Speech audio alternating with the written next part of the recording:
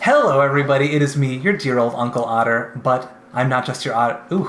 Not just your uncle today. I You're am not just your my otter. dungeon daddy, and with me today is three unfortunate survivors. And I'm going to mix it up today for my unfortunate survivors, and I'm going to throw them a curveball. So, as they introduce themselves, I'd also like to ask them a question. Does your character easily trust somebody? Starting with the man who's playing Mr. Avery Locke. Go ahead and introduce yourself and tell me, does your character come to easily trust somebody they meet?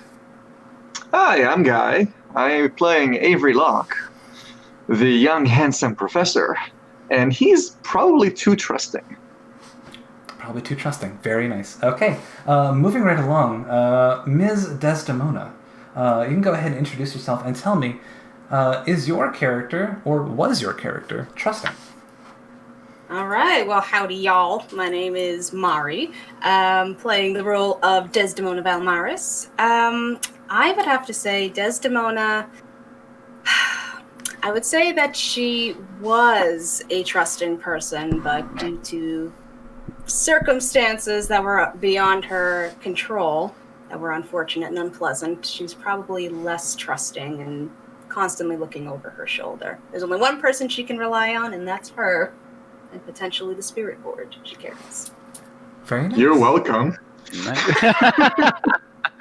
Listen, more shit has happened since then. Yeah.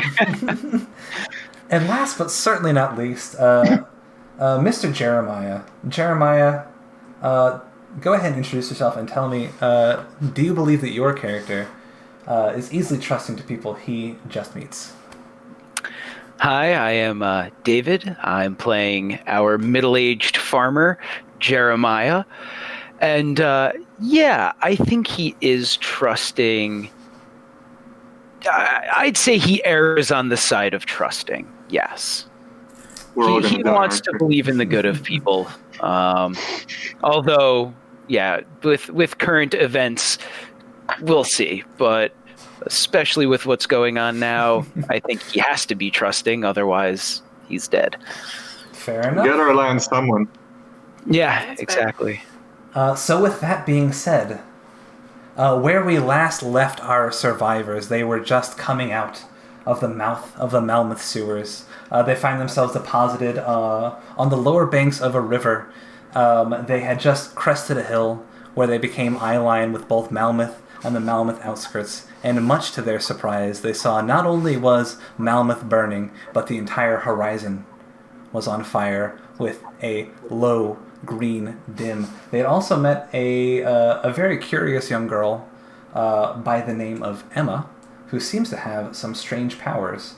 And we had also absconded with a few artifacts from the Luminari vaults, one of which was an obsidian gauntlet that seemed to be an inert sphere until Mr. Avery touched it. And another one which was a small coin which seemingly contained a collapsing star inside of it. Who knows what that does or what its purpose is, but the mysterious child Emma asked for it specifically, and Olgaf, the Vault Keeper, had given it to them.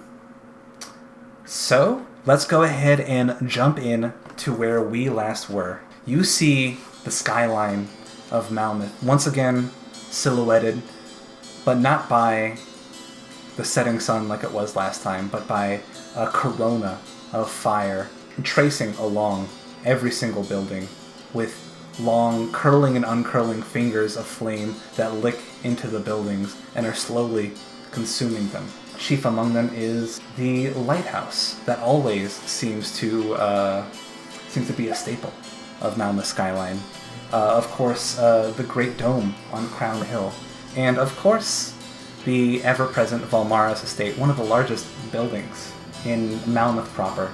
Desdemona, your eyes immediately train to the horizon, and you see the Malmouth Estate. What are you thinking? Immediately thinking of family, Calvin, everyone that was in there. Just hoping, praying that they made it out all right.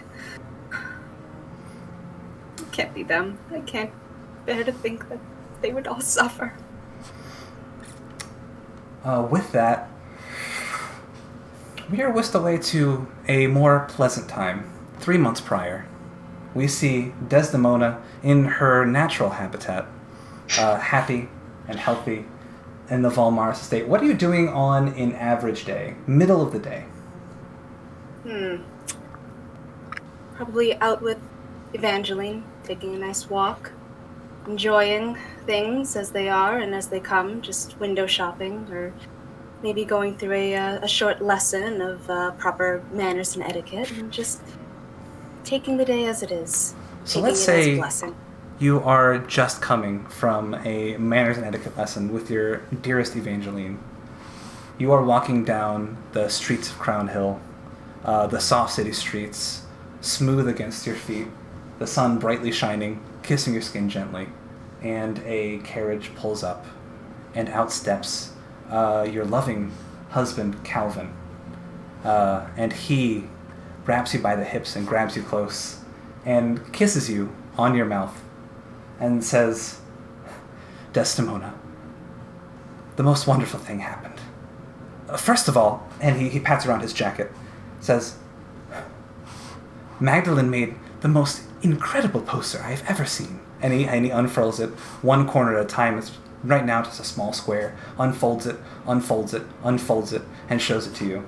And you see 3 hands holding up candles with a roaring flame on top. And he looks to you and says, isn't it just splendid? Oh, Calvin, she did wonderful. Let's really get the word across. It's not just that. I spent the day meeting with the labor leaders and the people left behind, the poor and the downtrodden. And I have to tell you, Desdemona, their spirits are like kerosene, and all they need is a spark. Oh, I can't tell you how happy I am to hear this. I can't believe you're doing this, Calvin. It'll bring so much good to the city. Oh, I can't believe we're doing this. And that memory disappears in front of you into a puff of smoke, as once again you're snapped back into reality, cognizant of the fact that there are a soft chorus of screams coming from all around you, the smell of burning flesh stinging your eyes and seeping into your nose. Jeremiah, you have Emma in your arms, and she sounds sort of weak to you right now. You can see her fingernails are blackened and cracked. There were burn scars all along her face that seem to get even longer and more exaggerated now. She looks tired and despondent. And she says to you,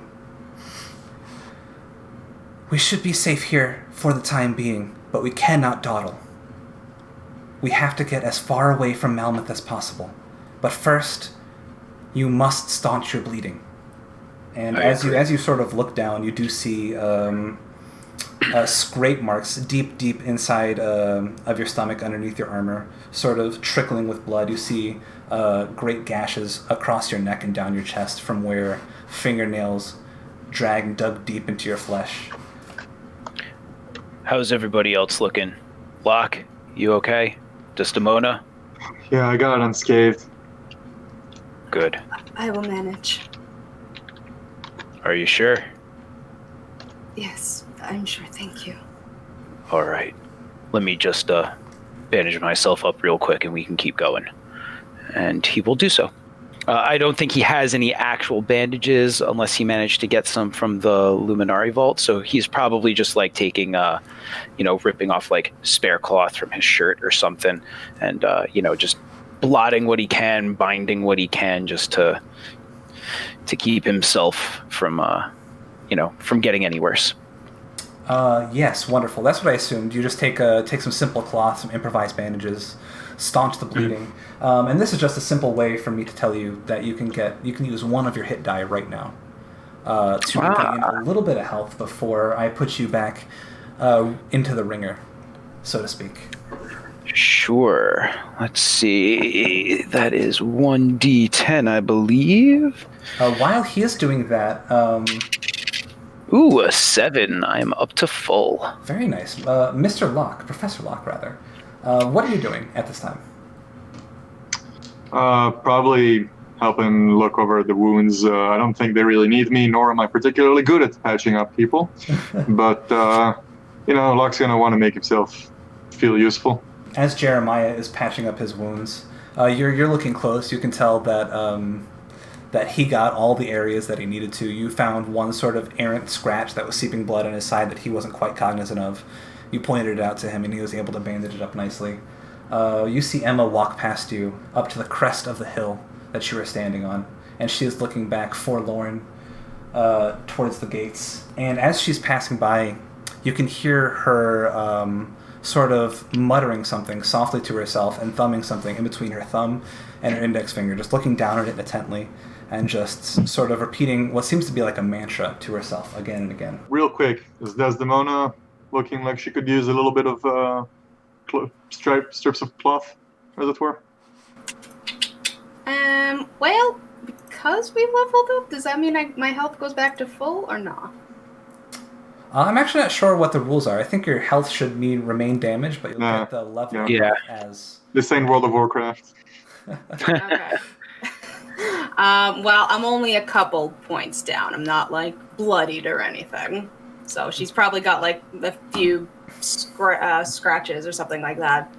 Probably trickling a little bit of blood, but she's standing on 2 feet. Jeremiah would tend to her if possible, and he'd also want to check on Emma because Emma wasn't looking too good either. He's going to see if there's anything he can do for her as well. Yeah, you see Emma again on the crest of that hill. She's looking down, she's looking distracted. You see her thumbing something in between her thumb and her index finger, and she's just sort of chanting to herself. Does it look like the coin that we got from the Luminary Vaults? You actually have that. Olgaf entrusted that to you, and you alone. That is in your possession. Well, let me write that in my inventory. Does Desdemona see her doing this as well? Yeah, I would assume that tight-knit party, everybody would sort of see this happening. Okay. If Jeremiah is over, just kind of helping her tend to her little wounds or whatever, she would just kind of lean in and just say, Mr. Jeremiah, yes, there's something odd that I noticed about Emma. There are many odd things I've noticed about that girl. And please, just call me Jeremiah. Yes, I will. The sort of magic, I suppose, is what it is that she is doing. It seemed strangely similar to what that creature was doing, bringing those bodies back. I would be cautious of her. I know she's trying to help as far as I know, but after what we've seen and what we've been through, I'm just not sure. That makes sense. And what about your magic? Was that different? This is different, I would say, yes. Okay. I'm very limited as to what I can do, but from what I've seen her do, bringing a body back to life, I've never seen anything like that. Yeah. It's disconcerting. And once I'm done helping Desdemona, I'll walk over to Emma and just gently put a hand on her shoulder. And still, she's repeating the same thing to herself. And when you place your hand on her shoulder, she sort of gets startled and comes back to reality. And she says, "Yes, what is it?" How are you doing? Do you need to be patched up at all? I will be fine. Look. And she draws your attention to the gates of Malmoth, and she says, "The vanguard is breaking through. We don't have much time left." And what you see, sort of wriggling their way through these gates, are these sort of horrifying, elongated, almost humanoid-looking creatures, except stretched to their very limits. You see their sort of pale and almost rotten-looking skin, and at the very end of their arms are these sort of writhing mass of flesh with pulsating veins and pustules, and at the end of those, sort of long, gnarled-looking calcified claws that almost look like sabers. And you can see them sort of writhing their way through the bars of the portcullis and sort of running with incredible speed through the Malmoth Outskirts. And alongside them, almost tearing their way through the open sky in these portals made out of green fire, are these creatures that look like bloated monstrosities. Again, humanoid in shape, but almost look like 4 times the width and size, with flabs of fat hanging down and over, almost mangled and stitched together. But again, moving at this incredible, almost inhuman speed. And you see one of them sort of bound forward and sort of snatch up this woman who is trying to escape the ensuing chaos and just tear her clean in half.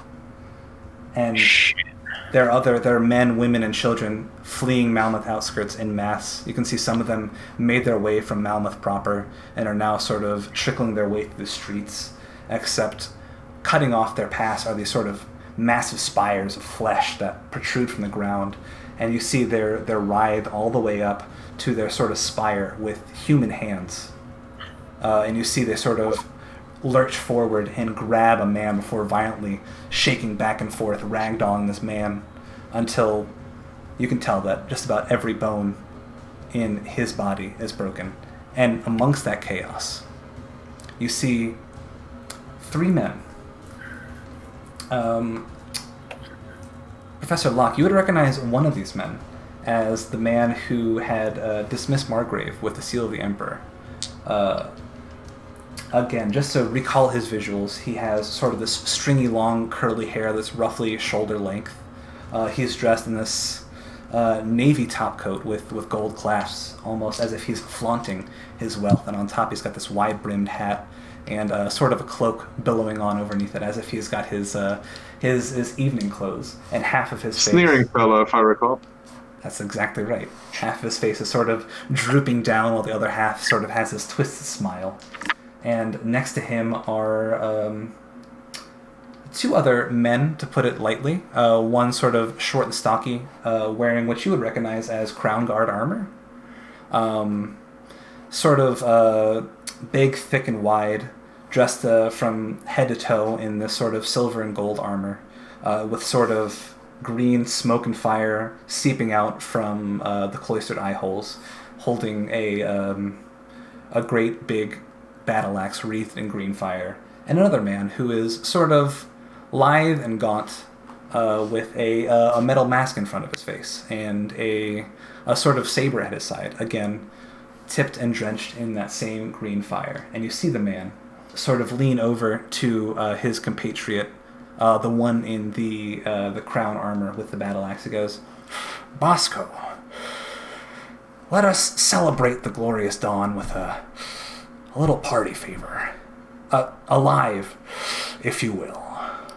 And you see his dutiful bodyguards sort of trunch out into the chaos and sort of disappear in the smoke. And Emma sort of says to herself, "Laissez." We need to get out of here. Yeah, Yes. let's go. Where were you planning on going after we got out, Emma? Those monstrosities, they have the same faculties as humans. They can see, they can hear, they can smell. We need to move quickly and quietly, and under no circumstances should we fight these creatures. These are Master Marcel's prize collection, his vanguards. They are incredibly proficient killers. We would not stand a chance. I don't plan to test myself.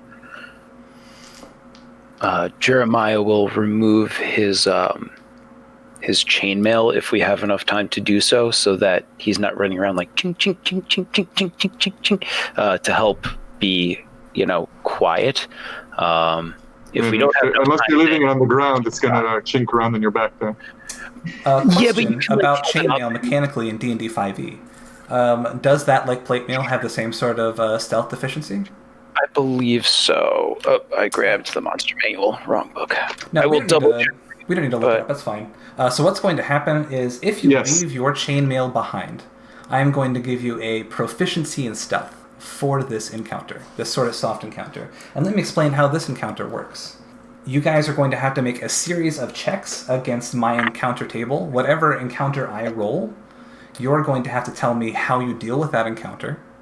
say Jeremiah wants to lead the party through stealth. Jeremiah would roll his stealth roll, and we would match that against the DC of that encounter. If you pass it, Gotcha. you get by without sort of running into the creatures, and if you fail it, you're going to have to confront the creatures in some manner. You can only use each character's check once. So if we use Jeremiah's stealth, Jeremiah can no longer use his stealth for the next encounter. However, any other party member can use their stealth. All you have to do is justify what you're using and how you're rolling it. Does that make sense for everybody? Yes. Now, question. I keep the armor on. I was going to say, yeah, I'm not going to, if it's between leaving it on or leaving it behind, then I'm leaving it on. I assumed we'd have some sort of like pack that I could put it in for the time being, but no, I'll keep it on.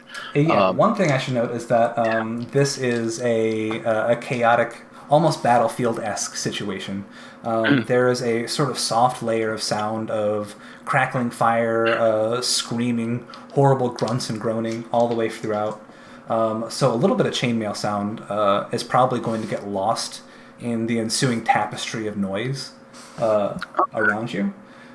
But I was saying, if you're willing to make that sacrifice of your armor, I would give you a benefit of it. But if you're not, then that's totally fine as well.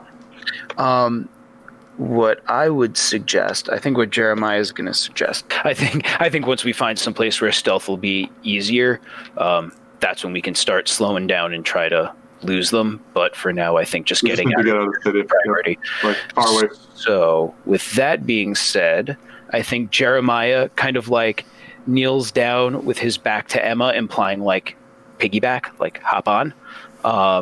And then if possible, I would like to use athletics to move us just as quickly as possible away. Wonderful. So just so we're totally clear, the only way forward is through these outskirts. So the situation you find yourself in is you're sort of moving around these sort of like loose farmsteads, small shops. You're often going to find yourselves darting in between narrow dirt paths and tight corridors to find your way out.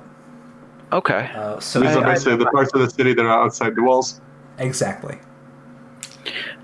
This is called the Malmoth Outskirts. You go ahead, you lower your shoulders. You see Emma begrudgingly sort of latches her arms around your shoulders. And you can sort of smell like singed hairs coming off of her arms. Yeah. And I say, I'm new to this area, but I'm not new to farmsteads. Fair enough. Okay, go ahead and roll your athletics check, and I'm going to roll my encounter check. Right. Here we go. Oh, buddy. That is a 13 plus 5, 18.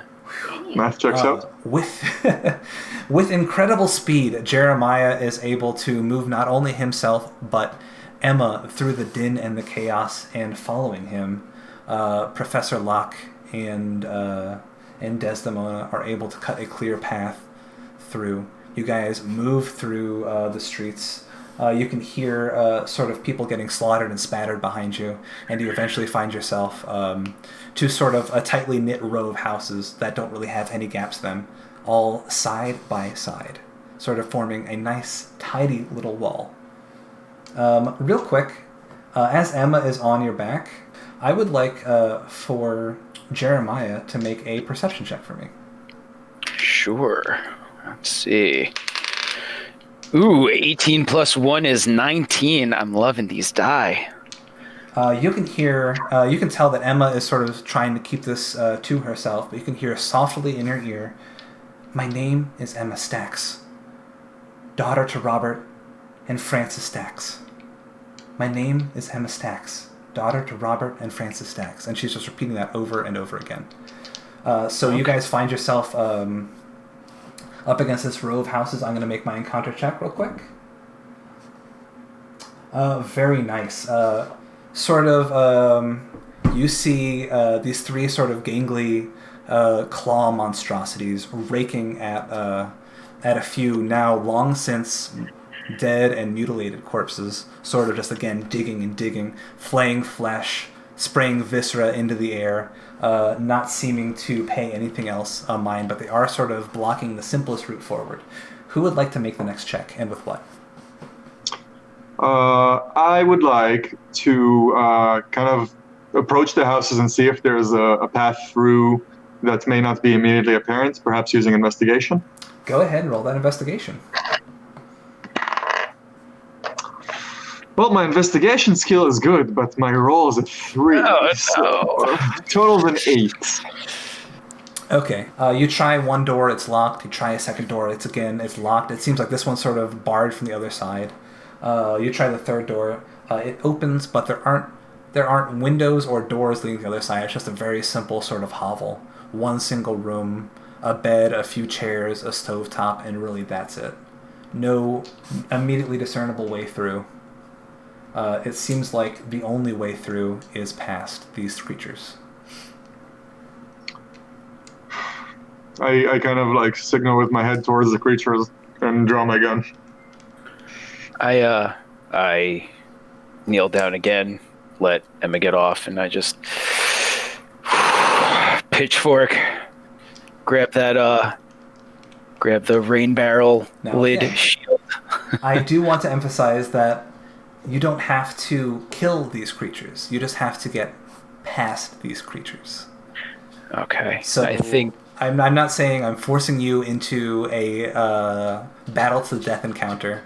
I'm forcing you. I'm funneling into an encounter where you have to deal with these 3 creatures in some way, whether that's circumventing them in some creative way, or whether that's blowing right past them, or just straight up killing them. Definitely an option, but not the option, right? Not the only option. Sure. Desdemona, seeing that the men are getting their weapons ready, is just Jeremiah is not the brightest bulb.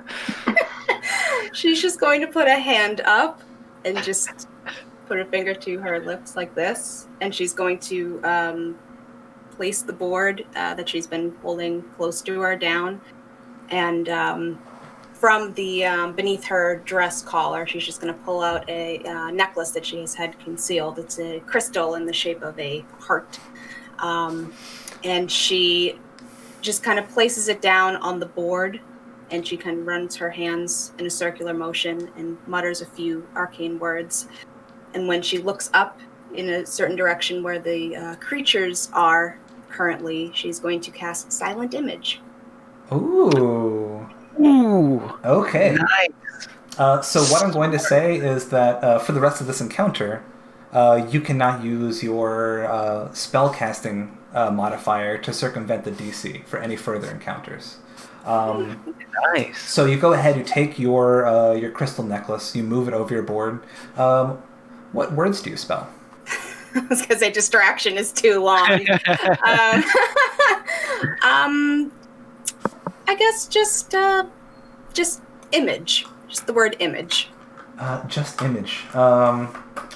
Wonderful. So what you write out, IMAGE. Again, lavender pervades all of your senses. Your smell, you can see the color lavender deep within your eyes. You taste sharp lemon and sugar on your tongue. And heartbreakingly, what you see is an image wisp up of Evangeline in the city streets. Oh, as no. she calls out and she waves her arm and she goes, "Yoo-hoo, monsters! Over here!" And she runs into the streets. They're going to... You see them sort of swivel what would be their head, but instead of a head, from the neck up, they have sort of this massive writhing tendrils and teeth as they sort of look to see the ghostly image of your daughter sort of running down the street. They get up and they move with incredible speed. They start sprinting down that way. Let's go. Mm-hmm. And off we go. Off you go. You still got M on your back? Yeah. And then you guys... I clasp Desdemona's shoulder as we rush past. Desdemona, how are you feeling after that? Well, certainly wasn't expecting to have the image be of her.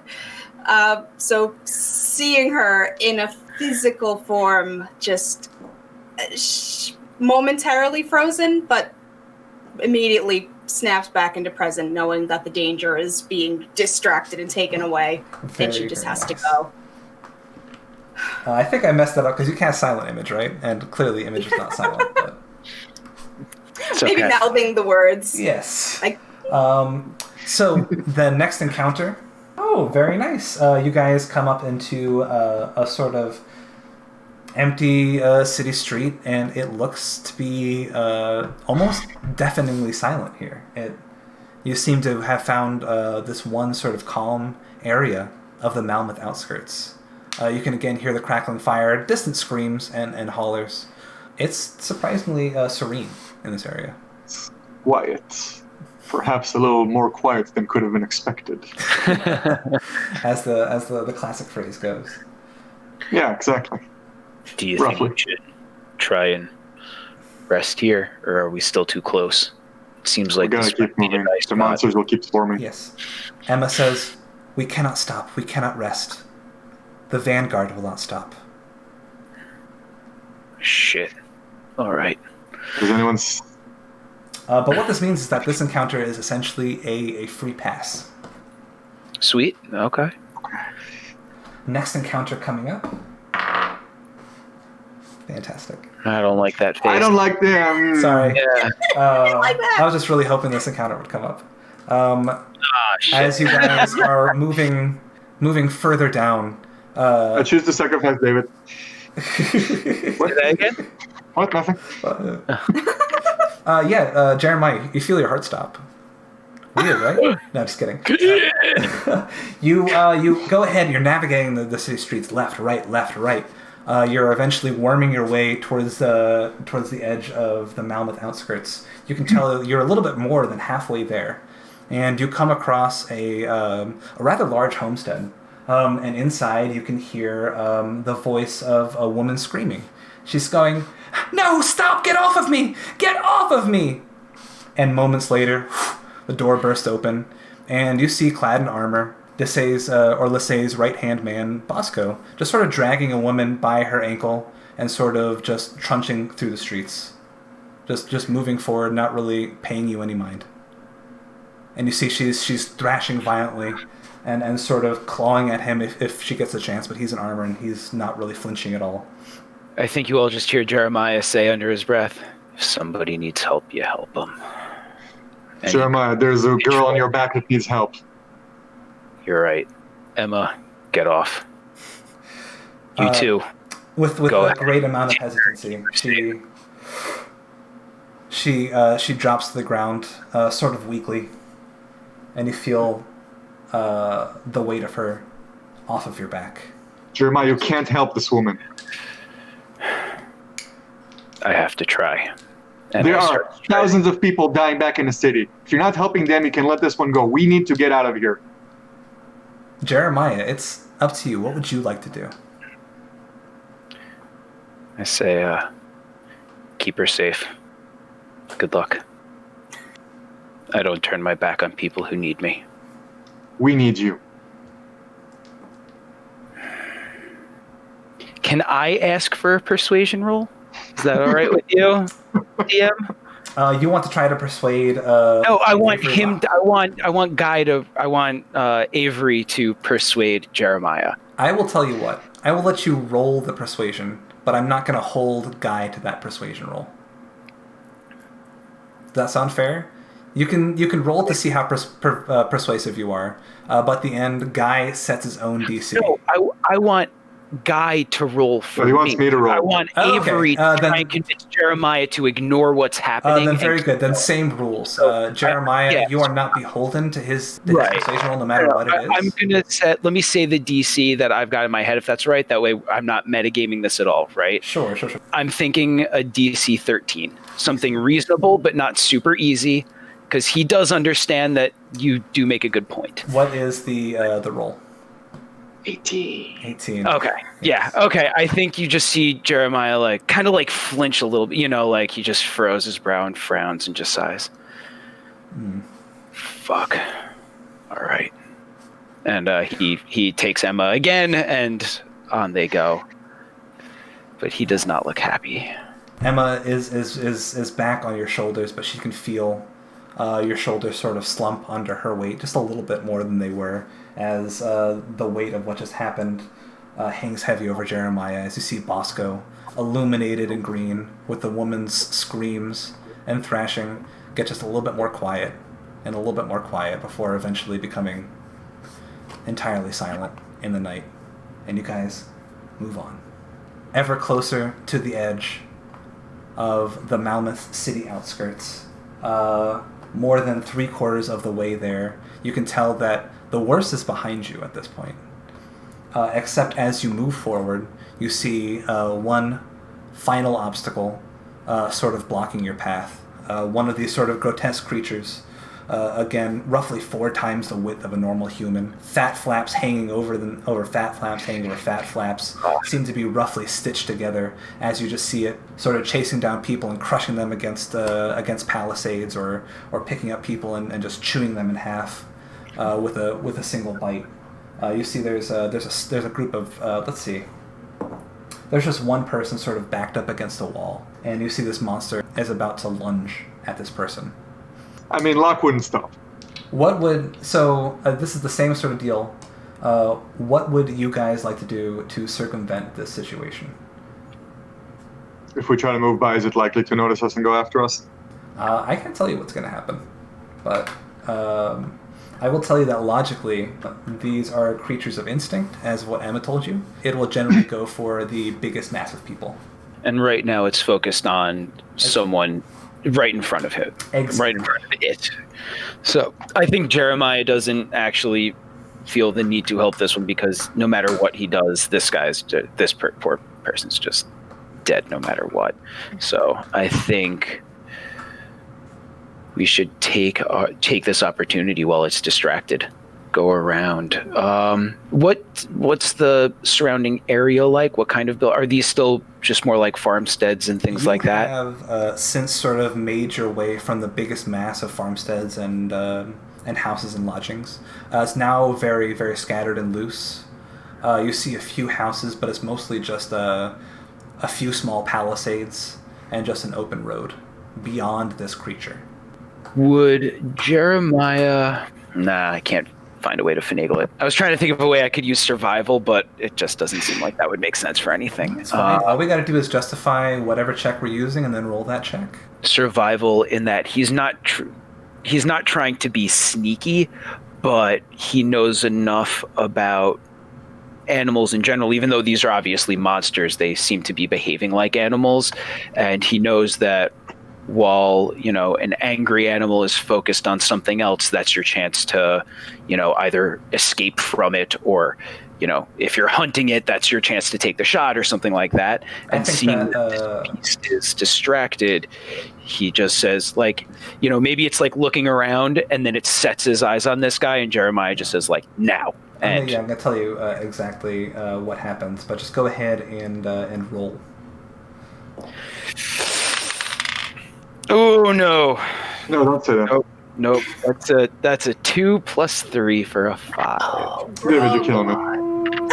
All right. Literally, you're killing me right now. That's what happens when you fail at surviving. So you can see this person sort of backed up against a soft mud enclave right against a palisade. He's screaming, no, no, no, no, no, no, no, no, no, no! And the monster's right about to lunge, and you guys sort of crack an errant twig in the middle of the path, and then as it's about to lunge, it sort of swivels around the back of its heels and starts barreling at a horrifying speed directly towards you, Jeremiah. I'm gonna run towards it. I want to run towards it and past it, but confuse its instinctual kind of charge to make it try to get to me instead and stumble. I want to use acrobatics for this. Yes, go right ahead. Nice. I like that. And that'll give us all time to keep running. Okay, well, that's going to be 11. I'll tell you what, we're going to make a contested roll. He is going to make a strength check against your acrobatics, or essentially a grapple check against your acrobatics. Seems reasonable. Well, as you are darting by, the creature, almost seemingly without looking, without knowing, sort of reaches out this horrifying claw towards you and scoops you up by the foot and sort of throws you in the opposite direction towards the man, and you are going to take some damage. That's fair. As you clatter against the wall, you're going to take 12 points of damage. Oh, I can take that once. So yes, you clatter against the wall and you hear a sickening crack. You don't know if it's from within your own body or if it's a palisade behind you.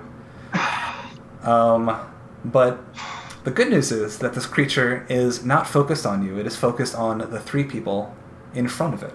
I would like everybody to roll initiative. No! Those are good news?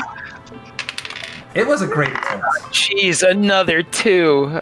I got a 3 total. No. This creature rolled a nat 1 for its initiative. Yes! Here's a silver Alright, lining. that's good. And Emma rolls a 5 in her exhausted state. She actually does that at... is initiative at disadvantage in a level 1 exhaustion? Or is it just a skill check? If it's an ability check, then yes. I don't think initiative counts as an ability check. I think it's... It does, which is why bards get half proficiency to it. Oh, shit. Okay, well, there you go. So anyway, Emma rolled a 5. Let me go ahead and who rolled more than a 15? Nobody. Who rolled more than a 10? Really? Okay. 3? Yep. I also rolled a 5. Okay. I got 4 plus 1. So I win with a 9. Wow! Yes, This is bad!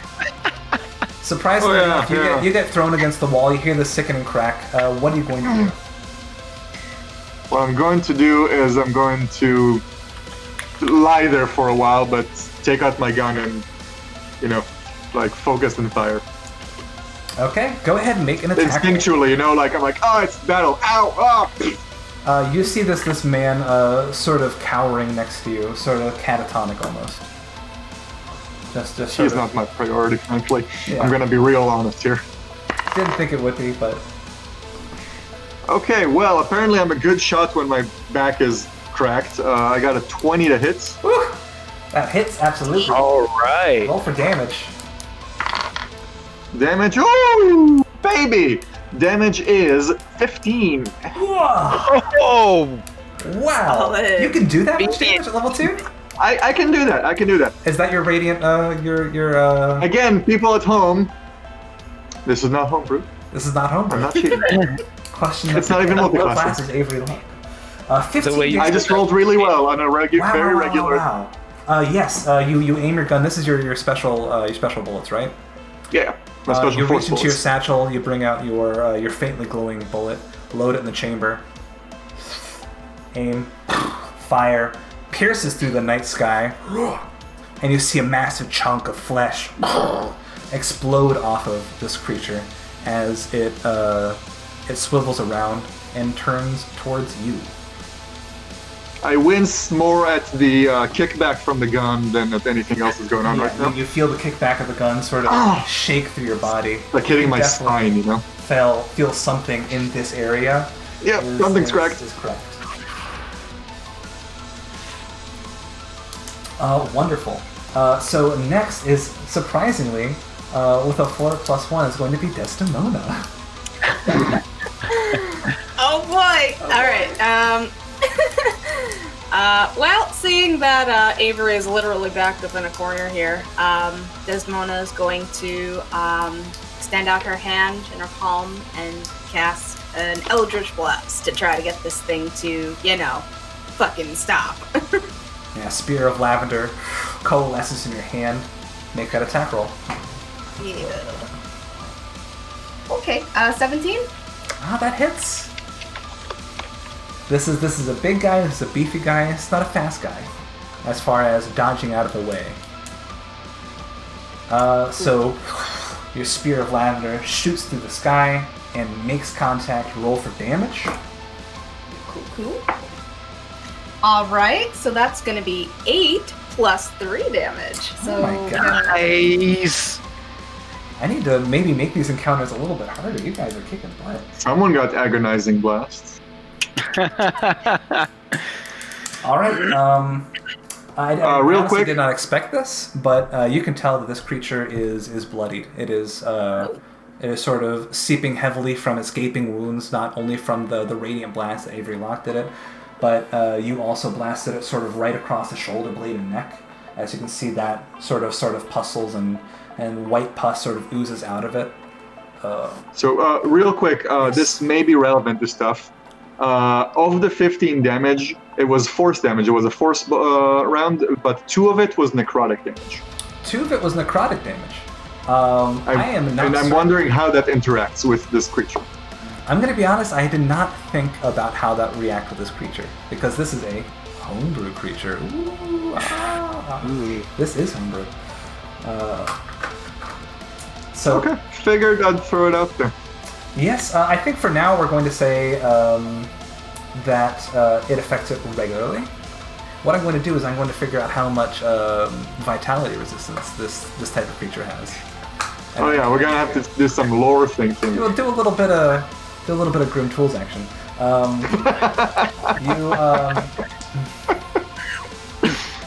Emma is up next, and she is going to sort of lightly tug on your hand, Jeremiah, and she says, "We should not be fighting this creature. We should be running. You say the word, and I will use my powers. But I do not wish to. Not here." Jeremiah nods and he says, "Not yet. Let's see what happens. Let's let this play out for a second." Then up next, you're going to see that she is going to just take a step back and sort of get some distance between it and her and put you between it. Jeremiah, that's you next. Yeah, and I run forward with my pitchfork raised above my head, shield strapped to my arm, and just with a mighty roar, try and jab this thing with my trident. Go for it. Your farmer's trident. Yes, exactly. My farmer's trident. Oh, that is a 15 plus 5 is a 20 to hit. Yeah. Bug it up. Jeez Louise. Another 3 plus 3 damage for 6 damage. I think every damage roll I've rolled so far has been a 3. So That's pretty impressive in its own way. Yeah, it is. 6. Yeah, that's true. 6 working damage. With a horrifying squelch, you thrust your pitchfork forward and bring it back, and you see 3 small holes of pus just sort of begin running down this creature's back. And let's see. It's getting attacked from all angles, so it is going to. Can I use a bonus action to try and get it to focus on me? Go ahead and make an intimidate check. Let's see. Before I roll this, would I be allowed to use my strength stat instead of charisma for intimidate, since I'm not trying to intimidate it with words, I'm trying to intimidate it with a pitchfork? Not unless you got some sort of feat or something. No, there's no feat for that. Just worth a shot. At least not that I know of. Alright, let's see. That will be a 13 total. Okay, it's going to make a wisdom save against that DC. Okay. Yeah, it's going to turn towards you. I mean, oh no. Yeah, I was yes! Hooray! And it's going to make an attack roll. Thanks, buddy. My creatures aren't nothing. So it rolled an 18, plus 6. Oh, that definitely hits. Woo! So you're going to, first of all, you're going to take some damage. Oh, yes. What do you mean, first of all? No, he's just taking some damage. That's it. Yeah, right. How many of them are there? Stop it, Alex! You're going to take 13 damage, and you're going to make a strength saving throw. Okay, let me just adjust my hit points real quick. And a strength saving throw. All right. That'll be a 19 total. Yeah, you can tell this creature is thrusting all of its weight onto you, but you're able to dig your heels into the dirt. You can feel yourself sliding backwards, shield raised up, the weight of this massive creature up against you, weighing into you, but you're able to stay on your feet. Back at the top of the round, Professor Avery Locke once again, aiming your pistol and firing. Make an attack roll, my friend. So may I now argue for those flanking rules that we had spoken about? I would need to be adjacent to it, technically. Yeah, the flanking rules are about what's in your immediate threat area. Okay, that's fair.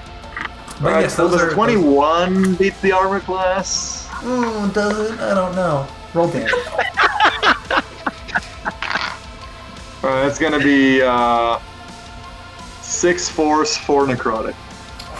So 10 damage in total? This creature is sitting on death's door. You can Come on. You can feel the weight of the creature begin to slump even further into your shield as sloughs of flesh and pus begin to seep over you. And you can tell that's not something this creature is doing. This creature is losing life force rapidly as it is sort of collapsing on top of you, Jeremiah. Something force. Desdemona, it is you next. Okay, looking right at this creature, seeing that it is literally on its last fat leg, she's gonna raise her hand up, palm out once again, and look at everyone around her that is alive, and just says, "Get ready to run," and fires off one last, hopefully, Eldritch Blast. Go for it. Make that attack roll. Let's go. Come on, Desdemona. Let's go. 18 plus 5. Let's go. Go! Yes. Roll damage. Love it. Love it. Okay, yeah. 9 plus 3. 12. All right. Let's go. Here is where I'm going to ask something of you. Oh, Christ, what? Before I ask that of you, I'm going to ask for Jeremiah to make a dexterity saving throw. Oh, no. Sure. Let's see. 12 total? Desdemona, I would like for you to describe how this creature dies, but in your description, I would like for you to end it with this thing falling its weight on top of Jeremiah. Oh, no. Okay. Yep.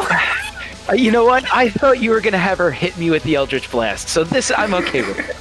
Better. No. Oh, Everything has a reason. Yep. Okay.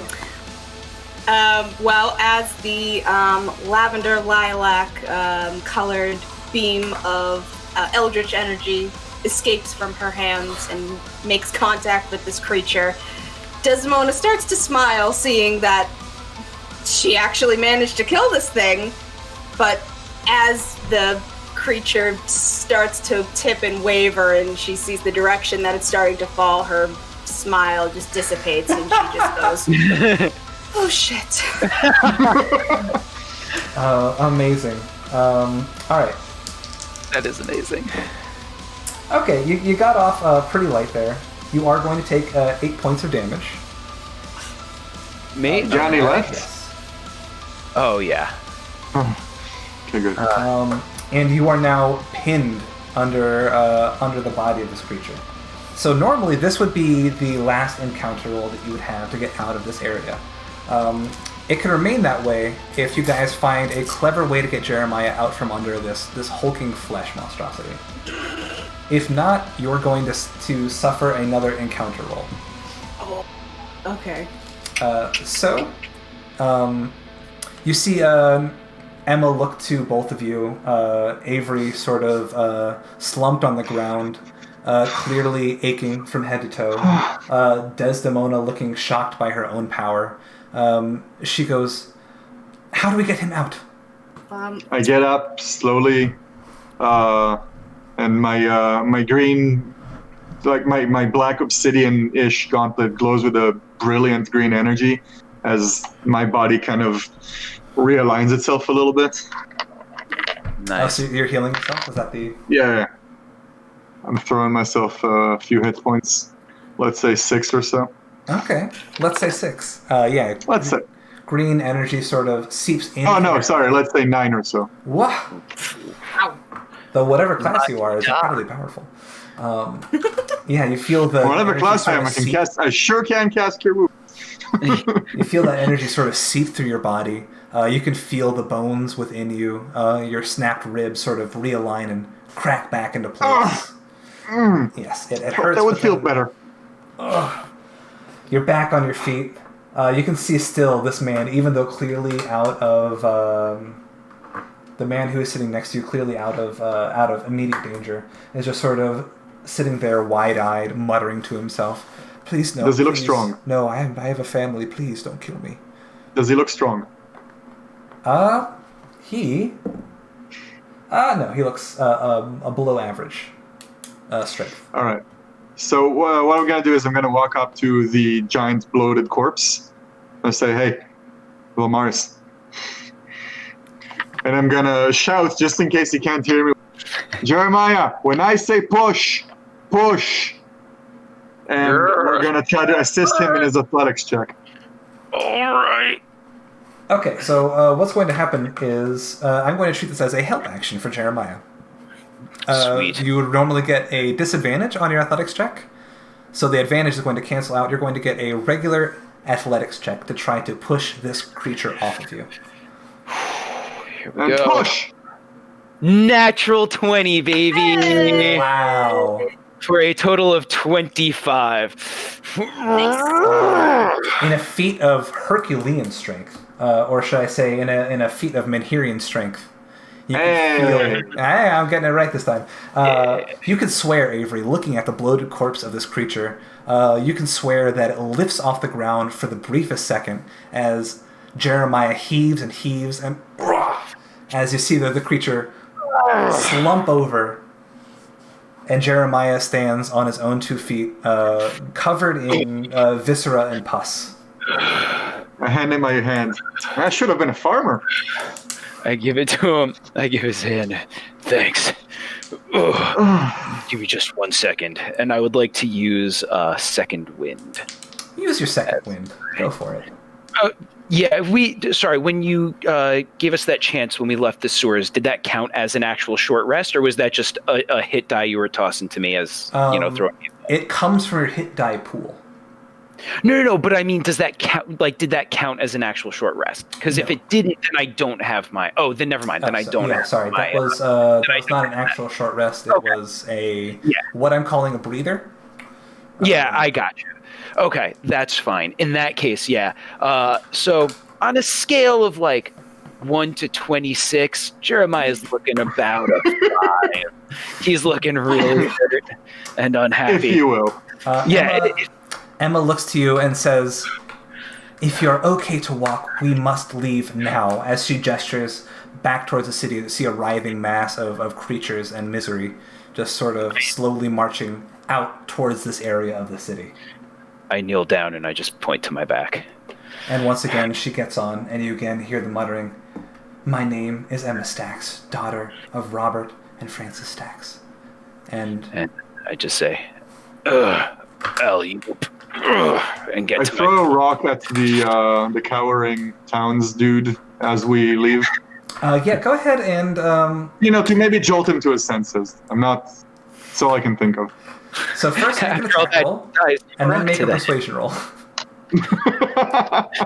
Alright, well, my ranged attack check is 11, which I would imagine hits in this case.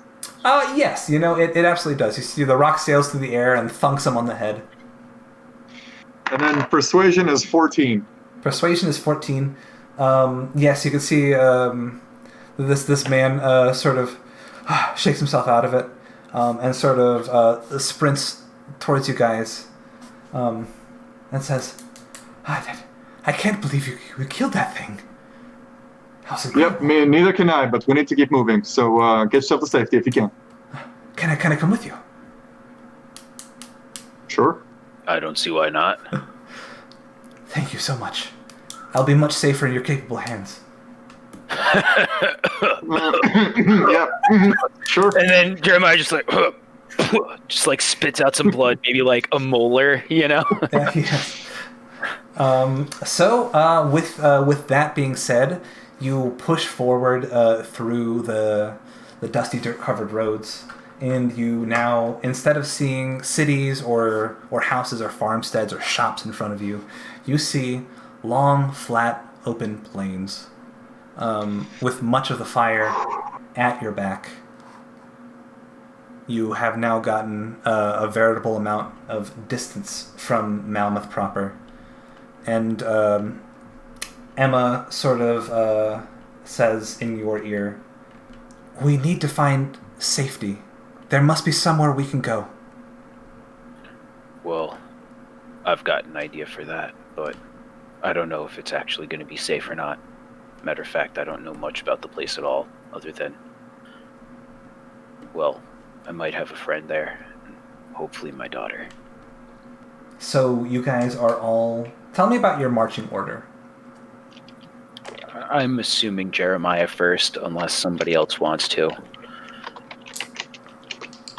I'm okay with it. Yeah. I would like to ask anybody who is not first to make a perception check. Seems that's you, I can make Desdemona. Unless you want to leave it to this rando. Nah, Let's I tag can take along. it. 8. 8? You could have swore you saw something at the edge of your periphery, sort of watching you, stalking you, but as soon as you turned, nothing was there.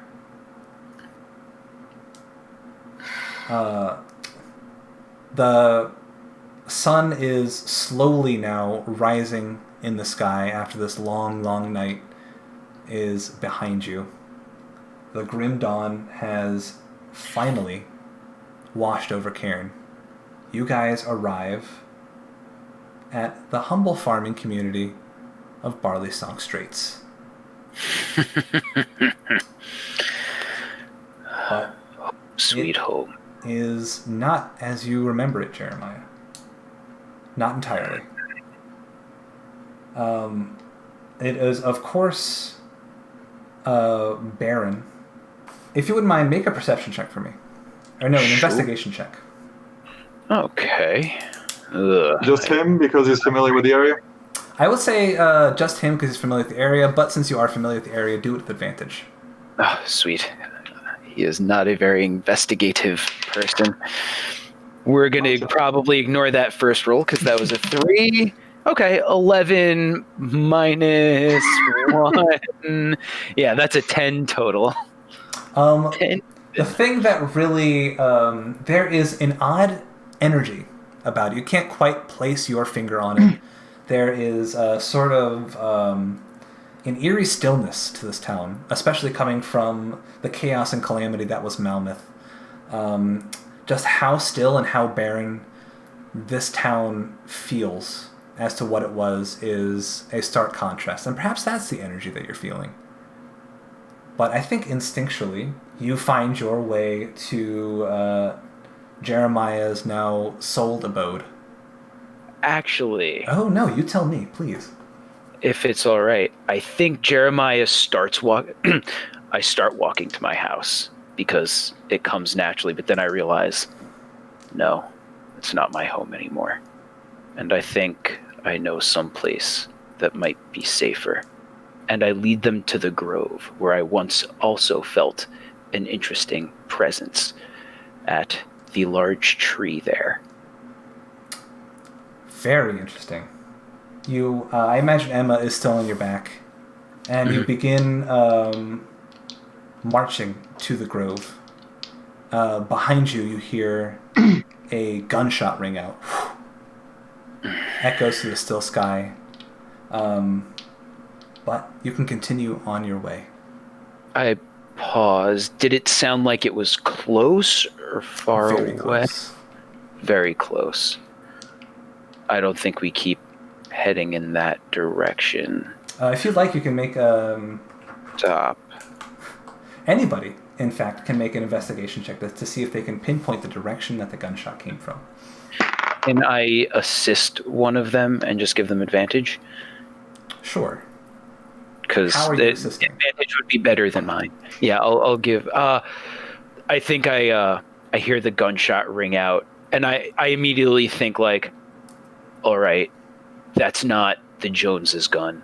It's not the Farley's gun.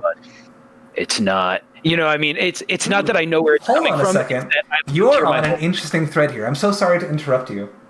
Whew, okay, I don't know what check to associate with knowing your neighbor's gun is from. Can I you tell don't me know what either, check that would but be? it Some sounds sort really of intelligence cool, check, right? This is very cool. Whatever you do, I have very you've got low advantage on it. Oh, well, thank you. I mean, if it's intelligence, either way, it's going to be at a.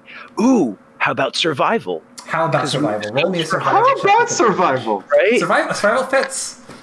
Knowing guns is a very survival thing, isn't it?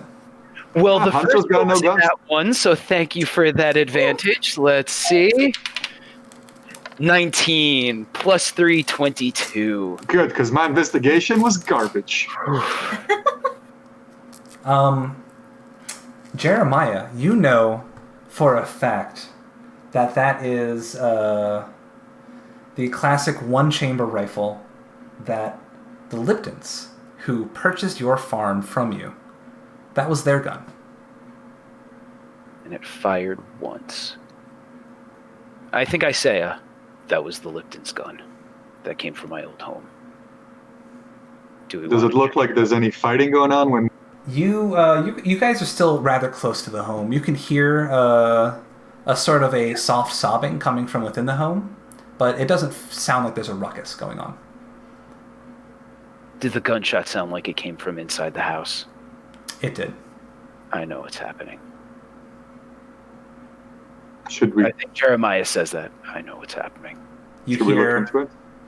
I don't know. If we want. the soft sound of that gun reloading and rechambering, echoing through the stillness. And you hear We just a gotta go. soft whimpering coming from inside. I say, as it's Real reloading. quick, I'm so sorry. I'm going to interrupt you for a second. Desdemona, I would like for you to, again, make another perception check. Yours is the highest, you know.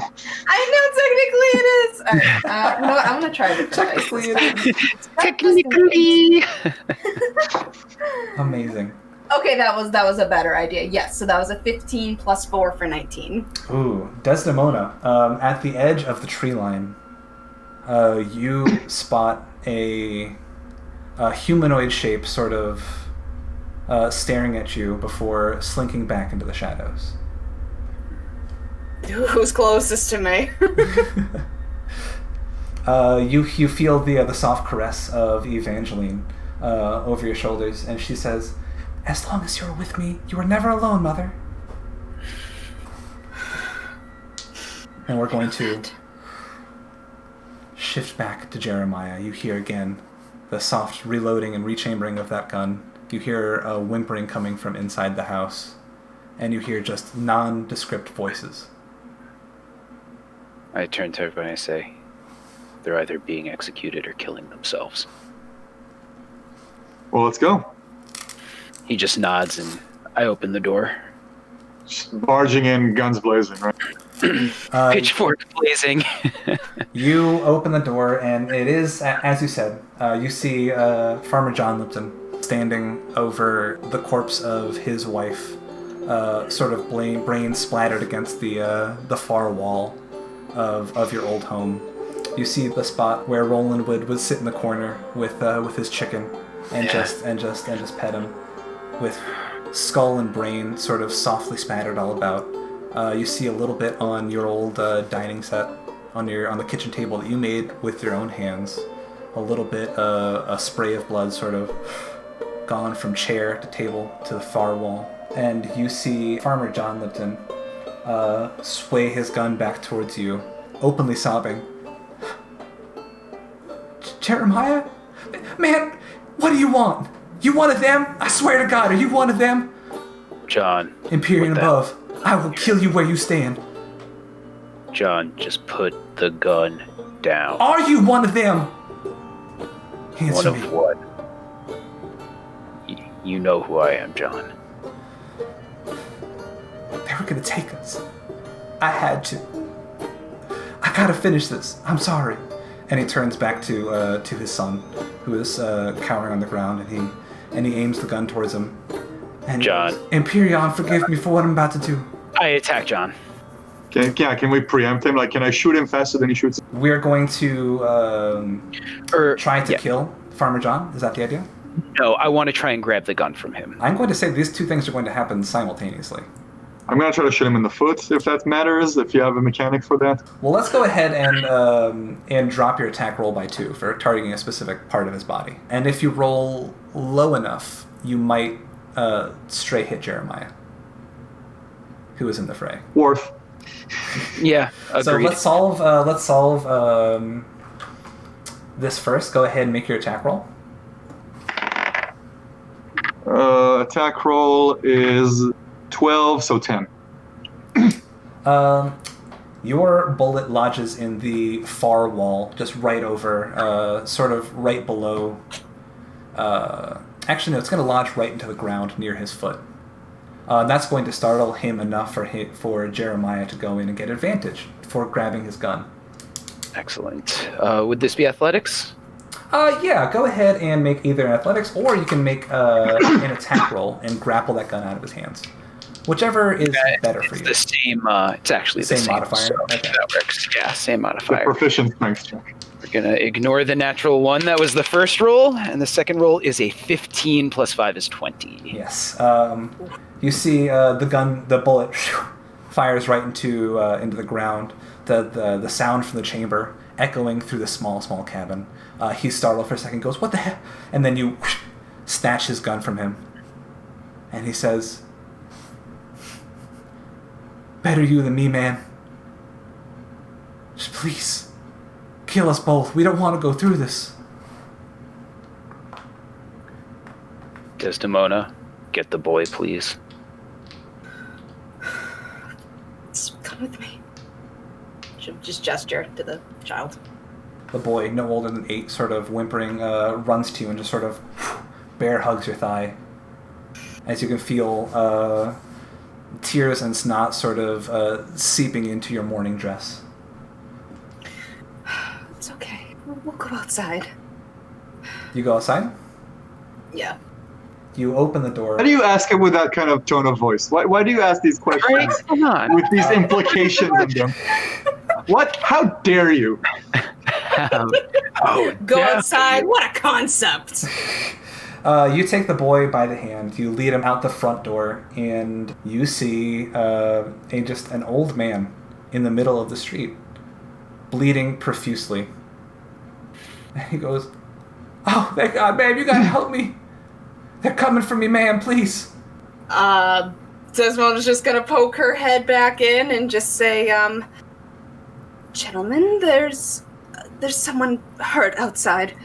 Should we escort him in? Get him safe?" Not in here. This house isn't safe anymore. You see, Right, I say, we're going to the Grove, and I look at John, and I say, John, you can either come with us, or you can stay here, but I'm not going to let you hurt anybody else. If you stay here, I'll leave you your gun. I'll throw it to you when I close the door. But you're not hurting that boy. all right, just let me end it. And he goes, I do what I say. I kind of motion for Avery to get out, and then as I close the door, I toss him the gun with just like a resigned nod. You see him, the gun clatters to the floor next to him. You see him going to the cabinet where you always kept your secret stash. He also goes in and he grabs a dusty bottle of liquor, and you see him sit crisscross applesauce next to his wife and start just openly sobbing. And he uncorks the bottle as you close the door. Yep. And maybe he doesn't shoot himself. Here's hoping. Go ahead and roll to see if you recognize this man. Not in nature this time, though. No. I'm assuming whatever it is, it's going to be a charisma thing, so that's going to be at -1. May I have advantage again, since this is my town? Yes, and these are your people. I'll let you definitively if you do or do not recognize him. 17 total. This was your old neighbor down the way. He actually lived a little bit closer to the sea. He was a fishmonger. This is Mr. Francois. Right. Mr. Francois. Oh, Jeremiah, please. You gotta help me. And he sort of opens his hand. You see it's just covered in blood and he's shaking. Shit. Can you move for now? Can I treat it I can't. later? You gotta help me, man. Get me up. I set Emma down. Emma, are you good to walk on your own for a bit? And she gives you just like a soft nod. I say. As she takes out something from her pocket and begins thumbing it between her index and thumb, and begins muttering to herself. We're going to Quick question. Yes. How long have we been kind of running / traveling / moving away from Malmouth, and did we get to like recharge short rest resources at all? On the journey from Malmoth Outskirts to Barleystock Strait, you would have had the opportunity to short rest. So this is something that I do instead of having you actively take time to short rest. Anytime that you sort of take a break for an extended period of time, anytime there's a time lapse in the story, that is a short rest. And remind me to give that to you guys, because I'm historically terrible at it. I was going to say, that being said, I'm going to roll my last hit die to see. Yes, go right ahead. Anybody who needs it. Which I get, because I am fucking low. All right, 7 hit points back. I'm at half HP for now, which is okay. And I get my second win back, so that's at least all right. And I say, Francois, we're going to the Grove. Once we get there, I can look at you, but we got to get out of here. It's not safe. You already know that. Let's go. I can't help. I can't walk on my own. You got to help me up. Give me a second. Give me a second, Jeremiah. Sure. I lean to him and I touch my black gauntlet, which, again, glows with a radiant green glow. Mm-hmm. He gets 5 HP. Your stones fire out, circle around him. They are not able to find any wounds on him. And as you reach in to go and heal him, he says, I need you to help me. Give your blood back to Cthulhu. He takes a dagger out and tries to drive it into your gut. Dude, ungrateful. First of all, not cool. Damn it, Francois, that's the dagger I lent you last year. You said you lost it, you bastard. He rolled an 18, and he's going to get a +2 to this attack. That hits. That does hit. I think I'm the one getting stabbed. That is going to be a 6 I'm the one plus trying to 1, heal him. as he drives that dagger deep into your belly. Me, right? Yes, to Avery. Oh, okay. Yay! Because Avery was the one who reached out and tried to help him. Desdemona, while this is happening, I would like for you to make another perception check for me. Oh my god. Why am I the one who has to watch? Alright, 13. Because you can do it. Yeah, because you're so good at it. 17. You can see now the figures that were sort of around the periphery that were sort of spying on you and moving back into the shadows. You can see they're no longer bothering to move back in the shadows. You just see 4 or 5 figures just out in a semicircle, just sort of standing, staring, all sort of dressed in this black and red garb. And you see Francois is now on his feet. You're a cultist! I fork him. Yeah, go ahead and make an attack roll, and then we will jump into our second initiative of the day. Sorry, I should have given you a chance, Avery. You were the one who was stabbed. Is there anything you want to do before I... No, I'm stumbling back being stabbed. You go ahead. Okay. He's busy. I didn't want to, All right. That will be a 15 to hit. 15 to hit, yeah. Go ahead and roll for damage. Hey, that'll be 7 damage total. 7 damage. You drive your pitchfork deep and sort of scores from the top of his left shoulder down his chest into the middle of his midsection, sort of skewering his kidney as you pull it out. And Francois, sort of as the force of your pitchfork comes out of his body, he stumbles backwards, and he sort of begins looking at his blood, and he goes, "Man, You are gonna make a beautiful sacrament. Go ahead and roll initiative. Alright. I'm loving this. I got an You said this was a nice town. You rolled an 11? Yes.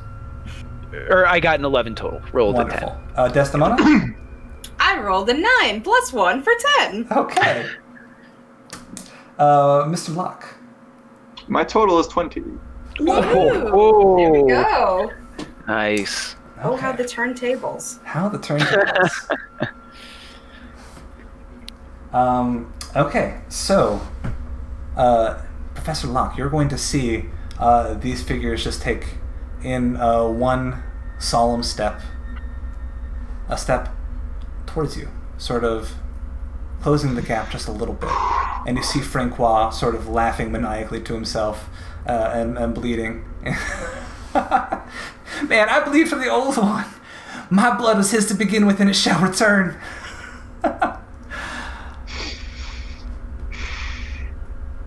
How close are the other figures? Are they? Do they just look like people? Far. Are they people? Maybe. They look pretty humanoid. At a distance. Right. Well, I shoot him and let's get out of here. Go ahead and make an attack roll with advantage. Good advantage. This is 22 instead of 8. Woohoo! Okay, roll your damage. It's gonna be 12 force. Nice. Go ahead and describe how you execute Francois. I shoot his head. I shoot him in the face. Straight up. Like he's on the ground and he's like giggling, and I'm just like, okay, let's go. Yeah, you cut him off mid gut busting laughter, as his body slumps to the floor, and you sort of hear in your heads this deep sort of rich voice go, "Do not spill their blood just yet, my children. These precious sacrament. Cathan has a bigger plan for them." Okay. You know, all this talk of blood has me uneasy. I'm gonna pick up the knife that has my blood on it before we start going. Very interesting. So earlier, Jeremiah said that this was the hunting knife that he had led Francois earlier. However, now that you have it in your hand, you can clearly see that it's sort of a wicked and twisted blade. Very much so, not like a blade that's meant to be used in combat or used for like gutting fish or anything like that. This is clearly a ceremonial kriss. Etched along the blade is a deep red hue and sort of strange chthonic glyphs. That is not the knife I lent him. Alright, let's go. Up next in the initiative, I believe, was Desdemona. Oh, we're not out of initiative? Oh, yeah. Not out of initiative. Okay. Well, I mean, these figures, they're They're far so off, far he away. said. I mean, I could hold an action? I mean, we're still in you can initiative. absolutely and hold an action. Yeah, I mean, I want to. I don't even have a direction. We weren't given a direction yet. I'm just following Jeremiah. Where are we going, Jeremiah?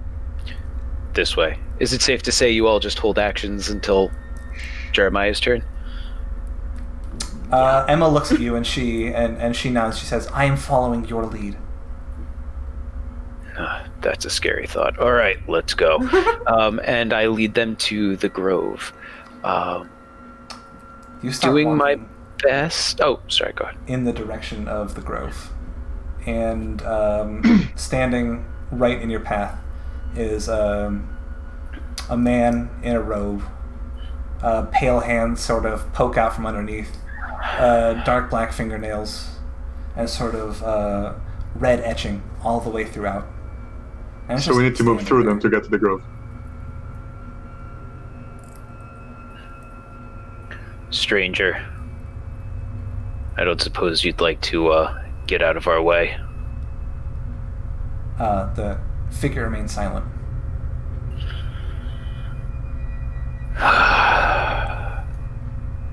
What are the other? I'm just going to call them cultists. I don't know what they are, but the robed figures that were far, far away. Did they move when we move? They are now that you've sort of moved from this sort of town square, centralized area into more of the fringes of the town. These road figures have started to slowly march towards you. Okay. I try to move around this person. It's one person, right? So they can't block up the whole road. I'll try moving around them. Yeah, okay. Go ahead and, I think they're going to make an action against you. That's what I figured. Okay. So you're going to see them draw one of their ceremonial knives and sort of grasp it in their hand and just rake it down as their hands are now just dripping in blood. And then you see them sort of manipulate the blood a little bit and make a wisdom saving throw for me. Oh, this is not going to be very good. Oh, actually, wisdom's all right. Let's see. 9 total. Uh-oh. You start staring intently into this globule of pulsating blood as you look down at your own hands and you start seeing etched in blood are these sort of strange, maddening glyphs. They're a language that somehow you comprehend and you don't at the same time. And you start panicking. Just a little bit. But also you feel tired and drained and exhausted, but also like you're having a heart attack.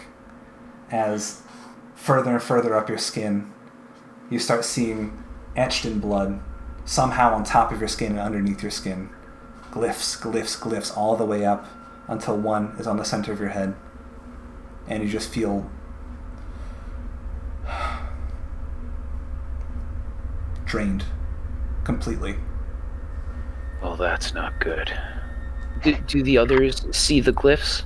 Strangely enough, Desdemona, you look to Jeremiah, and you see him sort of swaying his hands back and forth, sort of inspecting his body, sort of looking underneath his chainmail and his gherkin, and you don't see anything. But you do see a definitive palening, a lack of color, almost like all the blood got drained from his body, a little bit. Well, I guess my action held. I mean, it's the good old the standard Eldritch Blast to any, I guess, enemy in the way, and this guy's looking like he's hurting my farmer friend. So you know what? We're not gonna have it. The boy is kind of still like next to me, right? Yeah, he's sort of gripping your dress and looking back towards the cultists that are encroaching. Do we still have our below average strength straggler? Oh yeah, that's you absolutely. Oh do. shit! Completely forgot about that. I'm not expecting him to be useful. I just want he's still sticking with us. I'll tell you what. He since he saw you, since you were the one who sort of snapped him back to reality and got him to move on instead of sort of accepting his fate and dying on the edges of Malmoth, he's sort of going to look to you for cues. So for now, he will take actions on your turn based on your command. You start preparing an Eldritch Blast. A spool of lavender light begins to throb and pulse in your hand. Go ahead and make an attack roll. Before I do, I'm just gonna look down at the boy and just say, just keep your eyes closed, okay? Everything's gonna be all right. Yeah, he looks at you bleary-eyed with snot running down his nose, and he shakes his head violently and just shuts his eyes as hard as anybody could shut their eyes. All right, let's do it. All right. 16 plus 5. 23, I believe. Just a spear of lavender light fires to the sky. Roll damage. Yeah, buddy. That's 10 plus 3 for 13. Yes. Oh my god. Yes, you fire your Eldritch Blast, and the force of it absolutely pierces right through his belly and knocks him back into almost the edge of the wood, where you see several more cultists simply standing and waiting. As that man just sort of gives up the ghost entirely. Nice. Is Jeremiah looking okay now? Make an insight check. No, make a perception check, I think. Okay, I'm good with either one. I'm not sure if this is more like a checkup on his mental state or a checkup on his physical state. So I think we'll just go ahead and go for perception. Okay. Okay, it's an 11. Jeremiah looks terrible. True. Jeremiah looks pale. He's sort of slouched forward, and somehow he's violently shaking as well. Okay. I mean, I still have movement. Could I go up to him, and would it be an action just to, like, reach out and, like, touch him and make sure he's, like, okay? We'll call this an object interaction. Hold on, are you saying he's an object? I'm objectifying Jeremiah at this time. I'm not disagreeing. He is a person. You treated with respect. All right, here's your person interaction. Yes, here's your one, by D&D 5e rules, here's your one free person interaction. Yeah, you can go ahead and just place your hand on him, or just, like, is that the idea? You want to, like, sort of get a read of I just want to make sure that he's okay, that he can, like, lead on. Yeah, you place your hand on him. Make a medicine check for me. And I promise we're going to be done with all this check gameplay. No, don't be. I'm fine with it, man. Fun, yeah. All right. Rolling dice is what we're here for. Yeah, that's Yeah, right. right? I'm gonna roll some dice for no reason. That is a 13. You place your hand on his arm, and you feel the blood surging through his arm. Just thump, thump, thump, thump. His veins are almost like crawling out of his skin. I don't feel very well. Can you walk? That is a wonderful question. Can I walk? Your move speed is down to 10. Oh. I hear say- yes. Yeah, I say, yeah, I'm fine. But you see, as I take a step and then a step, that I'm just walking so slowly. But I am moving. I think the pitchfork, once held strongly in my hand, is now kind of like dragging on the ground. I'm actually probably using it as like a Yeah, you're like leaning on walking it. stick to like So push forward. as you laboriously push forward, are you guys continuing down that path towards the grove? I'm following Jeremiah. Same. Jeremiah, But, you would see the same thing that Marty sees. Because I'm walking so slowly, I think I say, like, within the first couple steps, like, they're going to be able to follow us there. I don't know. So I'm gonna turn around and kind of like keep my action ready to shoot anyone who gets too close. Speaking of turning the corner, you just see a couple of robed figures just coming out from behind a farmstead and simply standing there, shoulder to shoulder, waiting. I'm gonna shoot one. Shoot one. Go for it. I'm gonna take careful aim on that one too. Not careful enough though. That's What's the 8 to hit. 8 to hit. That's it. Not hit. Yeah. You fire above their heads. They don't flinch. They don't change their demeanor. They simply stand. For my object interaction, can I hand this? Does Mr. Straggler have a name? You don't know his name. You never asked. Come on, we are on the road for a couple hours. I know. He thought it was weird that you didn't ask. Okay. I'm just kidding. No, you guys figured out that his name was Tim. Tim the Strangler. Sure, I like it. Tim, take this knife. I don't want you doing anything silly or heroic, but if someone attacks you, defend yourself. Yeah. You got it, Avery. I definitely know your name as well. By the way, I 100% would have introduced myself as Professor Locke. I just want to put that out there. So sorry. I'm sorry. I meant Professor Locke. I feel a little bit flustered because the situation. I didn't spend 10 years in archaeology school to be called Avery by random people. This feels like a weird time to bring that up. if I can be completely honest. I say, the grove is this. As far as I can think, it's going to be the Yep. safest place. But We just gotta get there. All right. Then yeah, I just lead them slowly. Oh, but there's two people in the way right now. fine. Oh, or I didn't. I'm sorry. I didn't realize they were in the way. I thought they were off to You the see, side. looking towards the grove, which is pierced through the tree line in sort of like an opening within. You see a few hooded figures sort of standing amongst the trees, barely shrouded in the shadow, but also making their presence known, trying to be imposing. Are they in the grove? Or sorry. No. Just at the edge of the tree line, towards the grove. Are you sure about this grove? No, I'm not. And I try to explain to them that feeling that I got that day. I don't tell them the whole story. Maybe I do, since we're walking so slowly, but I just keep plodding forward and I tell them I helped a witch. She was injured and running. She stayed with us for a while, but the Luminari came to collect her. She was at the grove with my kids. She ran off. I tried to make as much noise as I could on her way there to give her time. They were threatening my kids, so I had to give her. Sorry, go on. Well, I basically, I just exposit. We don't have to go into the whole thing. It's... You hear sort of in a deep baritone from behind you, this time not in your heads, out in the open air. Oh, what a touching story, dear Sacrament. You are strong, I can see that. We need you.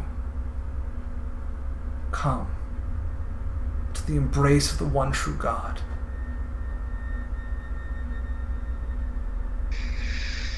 Anyway, after she left, I stayed for a little while, and I felt something. I don't know. And he pauses, right? When the guy says that, he does pause. And after he's done with the sentence, he pauses one more moment before just taking another slow step forward and just continues his story. I mean, Jeremiah might be fixated, but I'm assuming that the entire rest of the group turns around to see who's talking. Mm-hmm. Yeah, Jeremiah. So and you can tell Jeremiah is out of it right now. This is just how he keeps himself going, is just one foot, one word. He's almost talking to himself more than you guys. And that's when Lucy started hating me. So as Jeremiah drones on, sort of coming in and out of consciousness almost, not entirely aware of his faculties, you all turn around. You see this man with sort of pale skin and these dark lips and a completely shaved head, with tattoos sort of coming from the right side of his brow all the way back, with his hood drawn down. And he's clutching a black book. And he says, "Oh, all of you, even the child, you are all such blessed weapons against the ethereal incursion. Please, come with me, Sacrament." I feel more useful as a weapon than as a sacrament. You will be used exactly as he deigns you, my child. His design is perfect, and so are you. Am I familiar with chthonic cults? Oh, for sure. Okay. You more than anybody. If any history checks you need to make against a chthonic cult, you can make with advantage. History, religion, whatever. All of that, yeah. It's fine, I'm proficient in both of those. So what do you want to know? Or you just want to know if you have a general... Do I know what sacrament really means? What exactly is it that he wants to do with us? The core mission of the Cult of Cthon is to spill blood and return it to Cthon. And so I just want to bleed the whole world to death. The sacrament in this case means they want to drain you dry.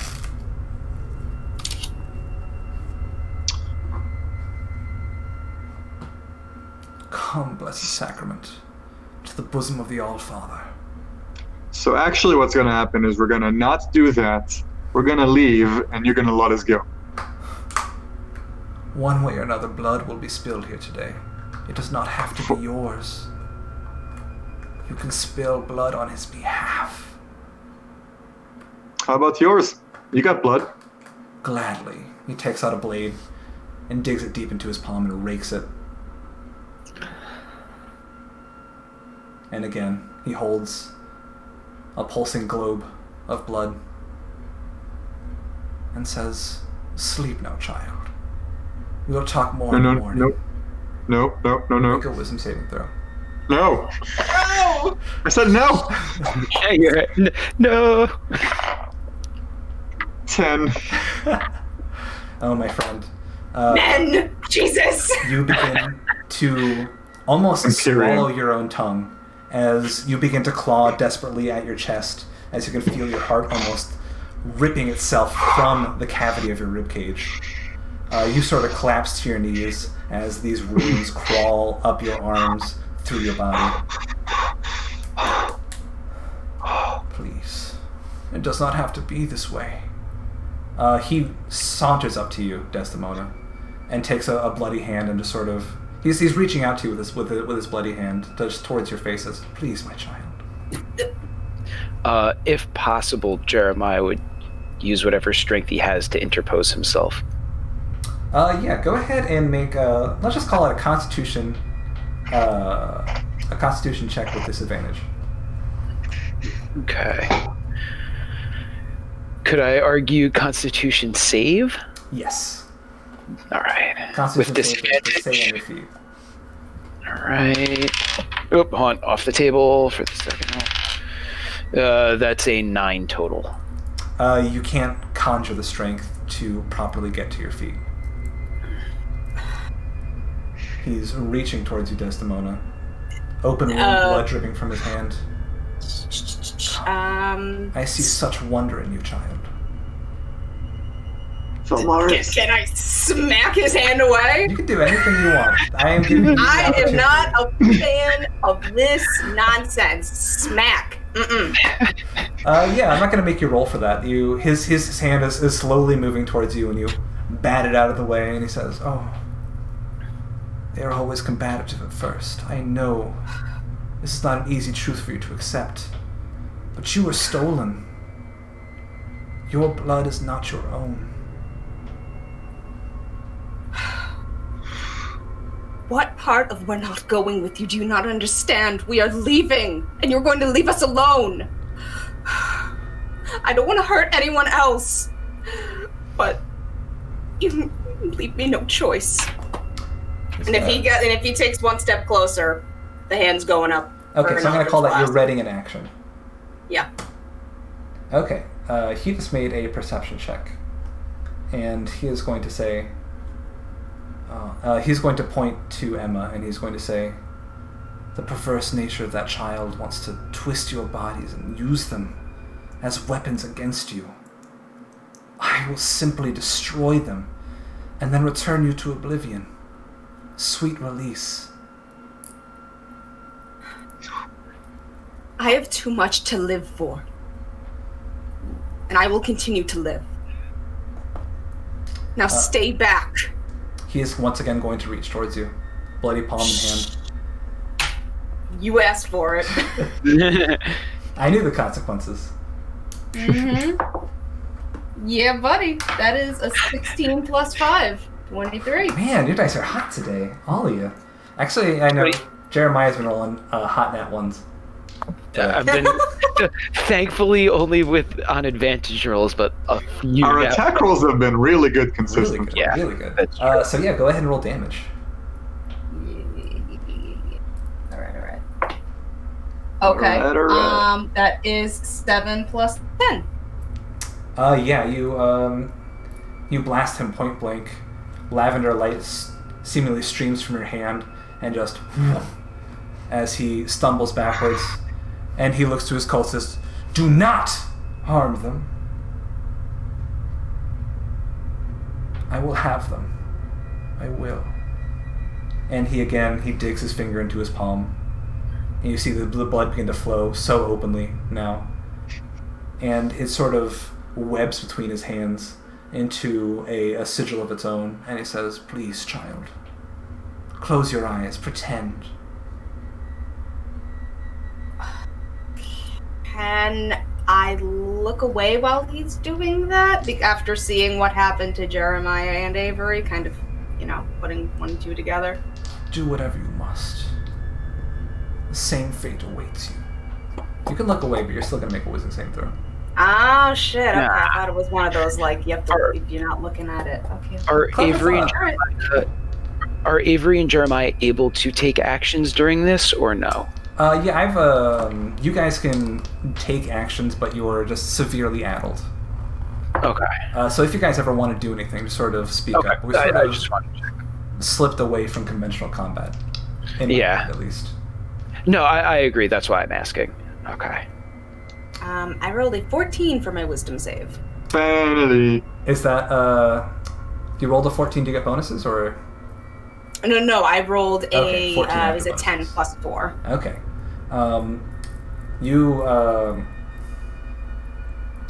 You can sort of hear his voice, and he goes, "Oh, you're so strong. I need your strength." And then you can see the glyphs sort of right themselves on your hand and quickly vanish away before redoubling again and crawling up your skin. You see now, not just glyphs, your entire hand is drenched in blood. For a brief moment, you're holding Evie. You're back on the floor of the Valmaris estate. Her flesh is cold against the touch.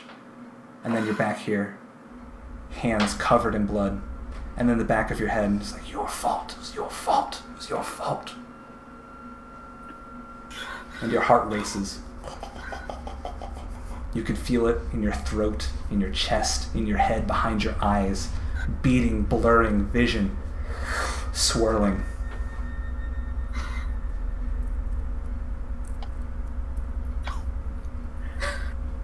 Is there anything I can do? No, I mean, not really. You got the same sort of things imposed against you as they do. So just speed is now down to 10? Your speed is now down to a 10. You get a disadvantage in all saves. You're essentially super duper exhausted. I wanna. Yeah, go ahead. I wanna like. I'm still on my knees, but I'm gonna like slightly move towards him. Towards Jeremiah? But no, towards the head cultist man. Oh, yes. And I'm gonna, Come to me on your knees, as it should be. take my hand, like, I'm gonna kind of reach towards him a little bit. He sympathetically reaches his palm out towards you. Then I'm gonna toss the Stormbox of Elgoloth under his feet and create a bolt of lightning to zap him. Cool. Love it. Go ahead. Spell attack is 24. Dang. Go ahead and roll for damage, if you will. Excellent. It's gonna be... Is it min or maximum? I can't tell. It's 1 lightning damage. Ouch. Look, I'm trying here. I'm trying. Yeah, yep. Yes, you can see the Stormbox Elgoloth clatters on the ground, arcs up with lightning, and you can see he still just reaches his hand out towards you. He says, "All children rage against their father, I know." And the lightning will keep going if he doesn't do anything about it. Like, if he doesn't, like, smack away my concentration, the lightning keeps going. When he says all children rage against his father, Jeremiah thinks about Lucy and tries to attack him. He says, Okay, you're going to make this attack roll at disadvantage. Sure. And he says, but it's a father's job to look out for them anyway. And let's see with disadvantage. 2 16s plus 5 for 21, my friend. Not Nice. bad. For 5 damage total. Yeah. Weakly, you sort of get yourself up onto your legs with your pitchfork, and you just go out with a wild slash, lunging forward. I would like for you to make a dexterity saving throw right now. Sure.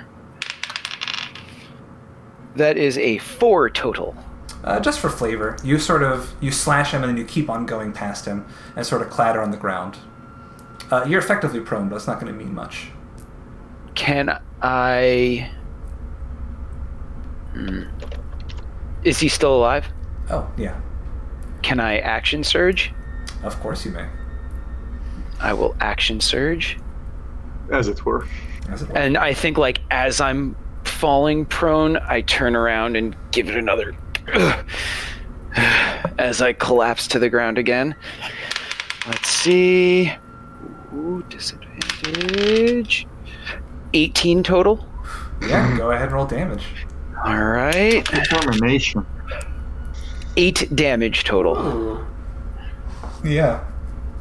You swivel back around on your heel, finding an incredible a well of energy within you that, in all seriousness, should not be accessible to you at this time. But hearing himself likened to a father, and feeling the rage that you feel at losing Roland, and feeling Lucy slip farther and farther away from your grasp, you turn around, get him again with one more slash. He refuses to flinch, his hand still outstretched towards Professor Locke.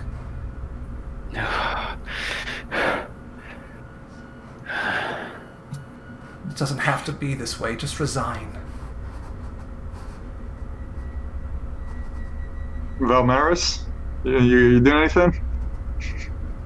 After a minute too long at her bloody hands, Desdemona will probably snap out of it, look up at this guy, and just anger in her eyes, raise her hand up again, and wordlessly just Eldritch Blast. Go for it. Fucking done with them. I'm fucking done. Fucking done! Alright. It is a 12 plus 5, 17. It hits. Alright, okay. Alright. The bell curve of these attacks, man. You guys are... It's crazy. It's crazy, yeah. This is intense. That is 9 damage. I mean, the fact that he's not even trying to avoid the attacks probably isn't. Yeah, you guys can see he is, at this point, bloodied. You can see sort of blood seeping from his pitchfork wounds, from his Eldritch Blast wounds. He's going to look down. He's going to go, enough of this. I suppose you'll have to learn the hard way. And then he looks to you, Professor Locke, and with tears in his eyes, and he says, "No father ever wants to punish their children, but sometimes they must." And he reaches into his robe, gets some blood from his pitchfork wound, and you see it sort of slowly assimilate into this sort of crude representation of like this angry man, this face that's just sort of biting and screaming. And then he just gets down, he whispers to it, and then he crushes it in his hand. And then all of you make a Constitution saving throw. Oh, shit, okay. Oh, 24 total. Yeah. What? That makes my 13 sound a lot less sexy. My farmer won't give up. He's a freaking workhorse. That's what he is. I got a 10. So simultaneously, both Desdemona and Avery, you guys see your vision narrowing to a single point and then whisking away. What you see, Jeremiah, is both Desdemona and Professor Locke collapse in front of you. Are we technically at 0 hit points? No, you are just unconscious. You're just unconscious. You have all of your hit points. Okay. Jeremiah is going to try and get to his feet and attack. Emma, you see Emma is sort of standing next to Tim and this young boy. And she looks at you with great concern and she says, "Should I?" If you think you can, maybe. And I'm going to give her a definite answer after I see how this attack goes. Let's see. Okay. Disadvantage. Ooh, nope. Natural 1. Oh. Yikes. So Okay. many natural ones. I'm going to ask you to, once again, make your Constitution saving throw. Okay. As you are reaching into the very last bout of your energy, as you're trying That your best to stave off this curse. That is a 14. And you too see your vision narrow to a point and turn to dust before you. And it's not too long, at least in your heads, before you all wake up bound in chains in some dark cellar. You see next to you in a row is Emma and Tim and this young boy. Are they alive? They are alive. Everyone's alive, and everyone is unharmed at this point. And you see this cultist from earlier, just sort of sitting with his legs crossed underneath his robe, and he says, "Oh, sacraments!